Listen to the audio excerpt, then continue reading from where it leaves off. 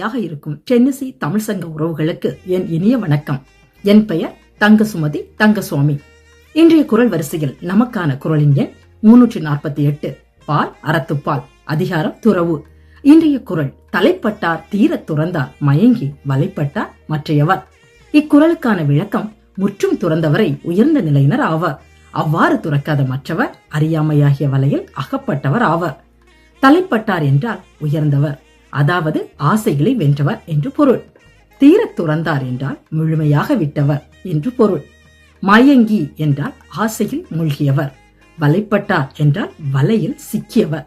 மற்றவர் என்றால் மீதம் உள்ளவர்கள்.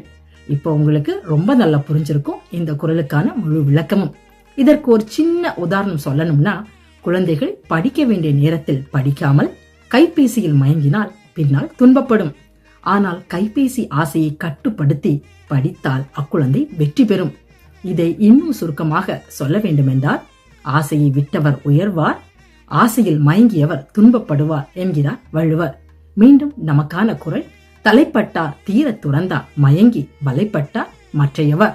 வள்ளுவம் போற்றுவோம், தமிழை பேணுவோம். நன்றி, வணக்கம்.